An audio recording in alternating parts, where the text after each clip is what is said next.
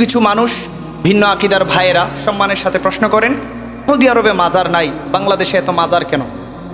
মাজার বিরোধী হতে চায়। আমি ভাইদেরকে অনুরোধ করে বুঝিয়ে বলছি, আপনার কল্যাণের জন্য ভাই, আমার স্বার্থে না। মাজার ছিল এবং আছে। কোথায় আছে? 1 নম্বরে মদিনায় আছে। সুবহানাল্লাহ পড়েন না? সত্য না মিথ্যা? আছে না নাই? জোরে বলেন, আছে না নাই? কার মাজার? দু জাহানের বাদশাহ পেয়ারা নবী সাল্লাল্লাহু আলাইহি ওয়াসাল্লামের নিজের মাজার, জিয়ারতের স্থান। সুবহানাল্লাহ পড়েন।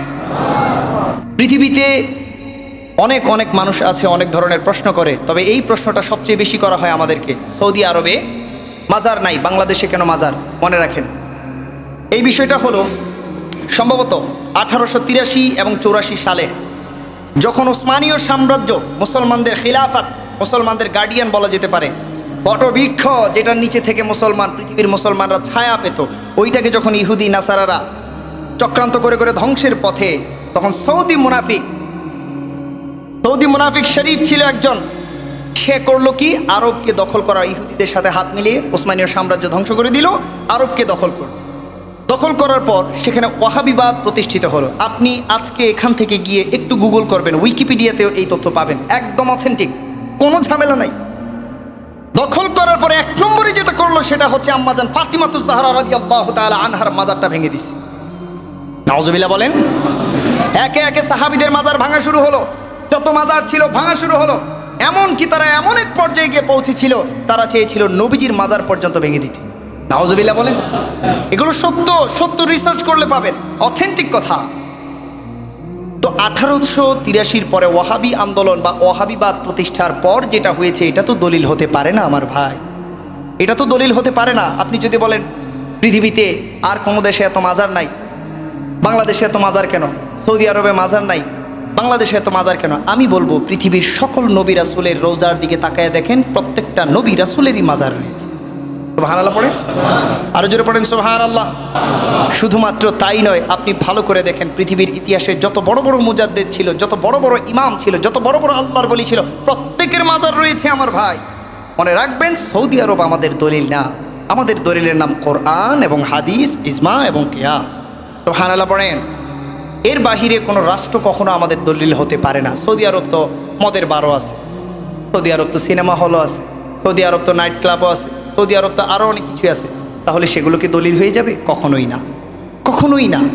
তাহলে আমাদেরকে যেটা বুঝতে হবে সেটা হচ্ছে, কোরআন সুন্নাহ যেটা আমাদেরকে ডিরেকশন দেয় সেটা মানব, এর বাহিরে যেটা সেটা নিয়ে আমরা বলবো না। কোরআন সুন্নাহ আমাদের ইমান, কোরআন সুন্নাহ আমাদের ডিরেক্টর, কোরআন সুন্নাহ আমাদের দলিল। এই দলিলের মধ্যে যা পাবো গ্রহণ করব, যা পাবো না গ্রহণ করব না। আজকের জুমআ থেকে আমাদের 3টা শিক্ষা। কয়টা? লাস্ট কথা, সবাই বলেন কয়টা? 1, আল্লাহর ওলিদের মাজারের সাথে কখনো বেয়াদবি করা যাবে? যদি আসলে মত থাকেন আমার সাথে আওয়াজ তুলে বলেন, বেয়াদবি করা যাবে? 2, হাক্কানি রব্বানি পীর মাশায়েখ এবং ওলিদের শানে কখনোই গুস্তাখি করে বা তাদের বিরুদ্ধে দাঁড়ানো যাবে?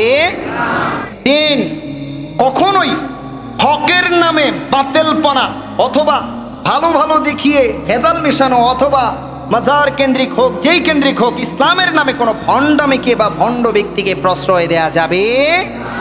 মনে রাখবেন, একটা খুনিকে যদি আপনি প্রশ্রয় দেন আর এটা যদি আপনার ঘরে হয়, আপনার ঘরের যদি হয় আর আপনি যদি প্রশ্রয় দেন, ধরা খাইলে কিন্তু ফ্যামিলি শুদ্ধ ঝুলে যাবেন, ফ্যামিলি শুদ্ধ ঝুলে যেতে হবে। আর যদি আপনারা আইনের আওতায় নিয়ে আসেন অথবা সঠিক বিচার করতে চান, আপনারা বেঁচে যাবেন, অপরাধী সাজা পাবেন। সুতরাং নিজের মধ্যে হলেও ভুল কাজকে কখনো সাপোর্ট করা যাবে না। এর নামই তাকওয়া, এর নামই ইমান, এর নামই আকিদা, এর নামে আমল, এর নামই হচ্ছে আদর্শ, এর নামই হচ্ছে সুন্নাতে মুস্তাফা সাল্লাল্লাহু আলাইহি ওয়াসাল্লাম। আল্লাহ তাআলা আমাদেরকে এই বুঝ দান করুক, পড়েন আমিন। ভুল ত্রুটি ক্ষমা করে যেন আমাদেরকে বোঝার তৌফিক দেয়, পালন করার তৌফিক দেয়, এবং আমাদেরকে যেন কোনো ধরনের ফিতনা ফাসাদে না জড়ায়, এগুলো সব থেকে রেহাই দিয়ে হেফাজত করে প্রকৃত মুমিন যেন আমাদের সবাইকে বানিয়ে দেয়, পড়েন আমিন। ওলি প্রেমিক, মাজার প্রেমিক, আল্লাহর ওলিদের সম্মানার্থে, পীর মাশায়েখদের সম্মানার্থে থাকার জীবন কাটানোর সেই তৌফিক দান করুক, পড়েন আমিন। ওয়াখির দাওয়ানা আনিল হামদুলিল্লাহ। আসসালামু আলাইকুম ওয়া রাহমাতুল্লাহি ওয়া বারাকাতুহু।